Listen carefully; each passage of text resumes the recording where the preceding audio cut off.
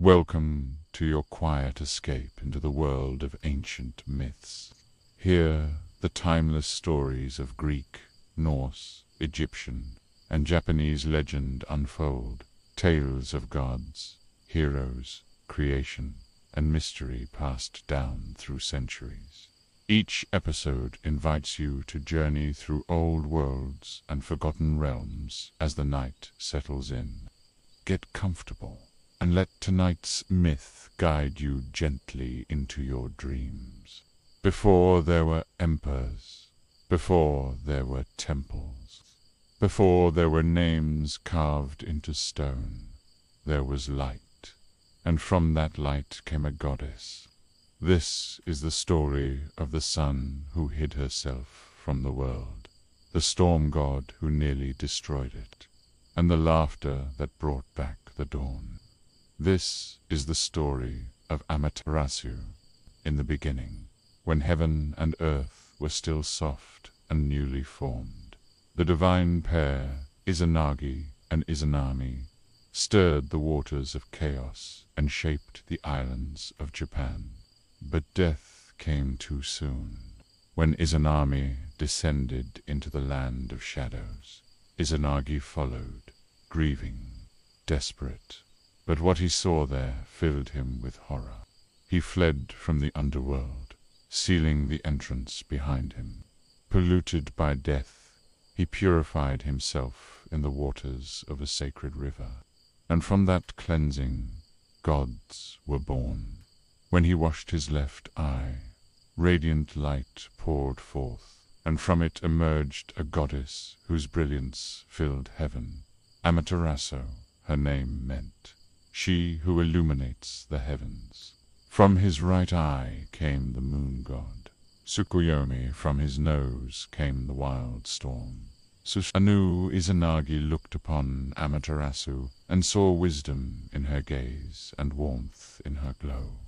"You shall rule the high plane of heaven," he told her, and so she did. She rose into the sky, and wherever her light touched, life flourished. Rice grew golden, rivers sparkled.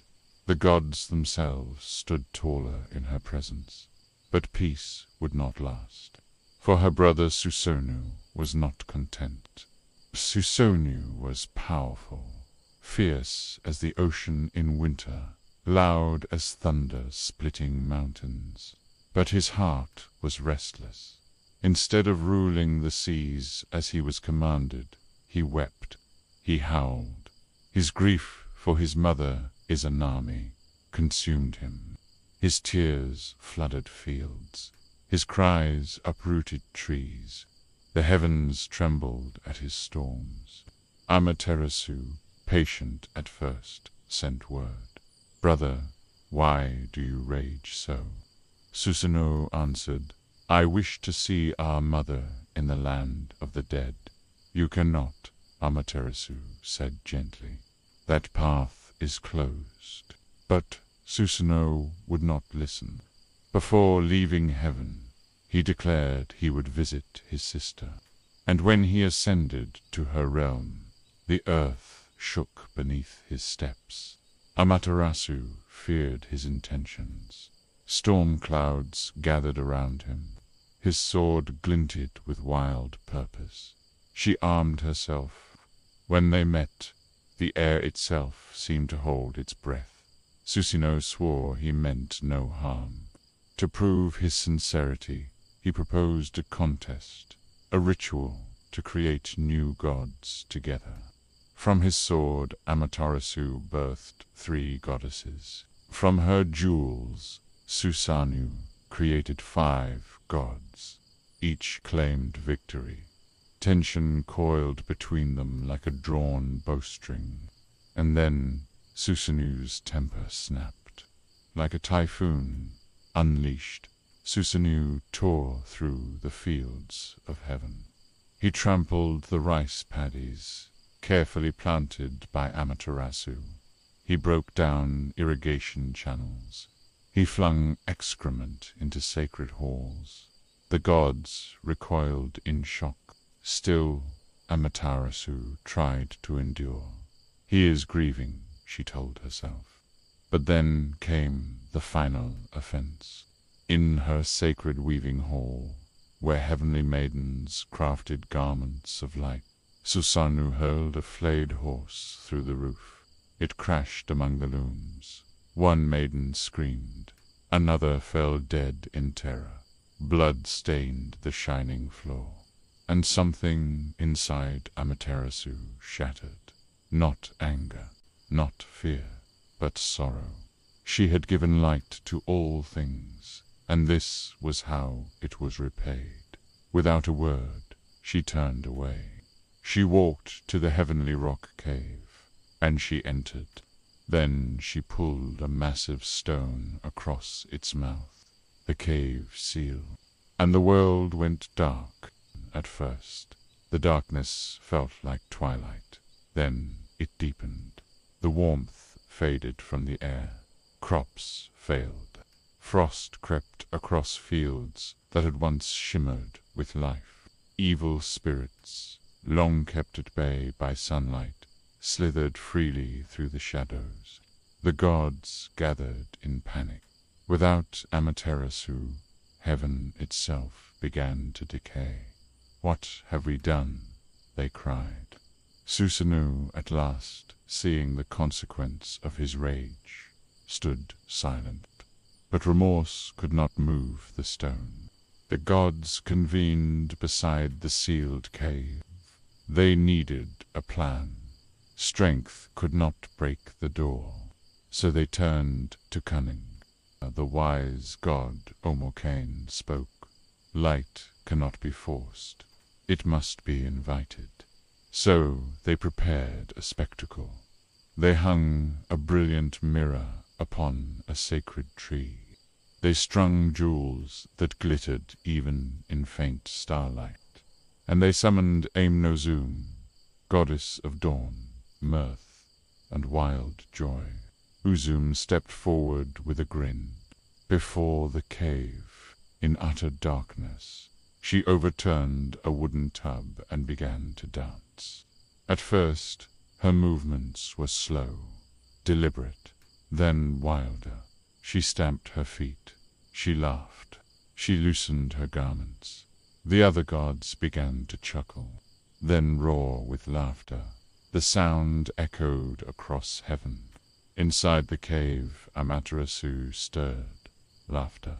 How could there be laughter in a world without the sun? Curiosity flickered within her. She pressed her ear to the stone.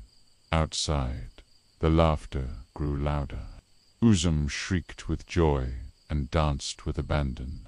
Unable to resist, Amaterasu rolled the stone aside just a crack. A single beam of light escaped. The gods gasped. Uzume cried out, "We rejoice because a goddess greater than you has appeared." Amaterasu frowned. "Greater than I." She stepped out further, and then she saw it, the mirror. In it shone a radiant being of incomparable brilliance. She had never seen her own reflection before. She stared in awe. As she leaned closer, the strong god Tajikarau seized the stone and flung it aside. The cave stood open. Light flooded heaven. The darkness shattered, and Amaterasu was fully returned.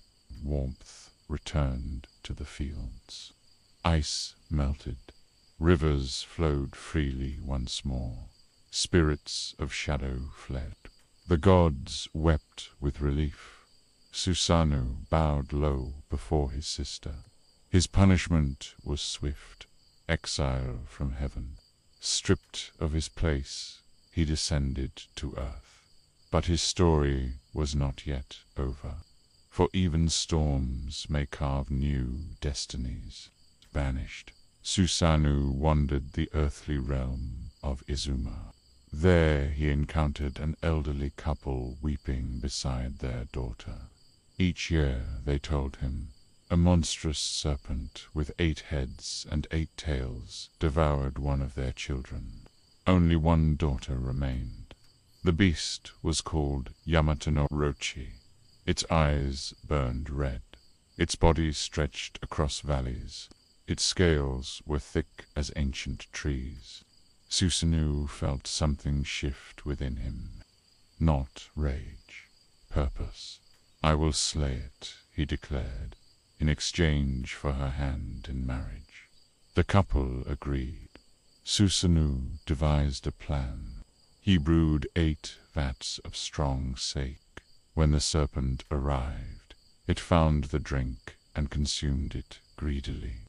One head after another grew heavy. The great body collapsed in drunken stupor. Susanoo drew his sword, and he struck. Blood flowed like rivers. The serpent fell. From within one tail, Susanoo discovered a blade of unmatched beauty. This sword he later offered to Amaterasu as a sign of reconciliation. It would become one of the sacred treasures of Japan. Amaterasu's light shone steadier after her return. She understood now the fragility of harmony. The gods remembered too. They sealed the cave with sacred rope so it could never again be closed. From Amaterasu would descend the imperial line. Her grandson Ninigi would be sent to Earth bearing the sacred mirror, the jewel, and the sword, symbols of wisdom, benevolence, and valor. Through centuries, her story would be told in shrines and whispered at sunrise, and every dawn would echo that ancient moment when light emerged from darkness because laughter called it home. There are storms in every age. There are caves we retreat into. There are moments when the world feels dim. But this myth reminds us, light can hide, but it is never destroyed. Sometimes it waits for music, for courage, for joy, and when it returns, it shines all the brighter. And so, each morning, when the sun rises over the horizon, remember the goddess who once hid in shadow, and the laughter that brought back the dawn, the end.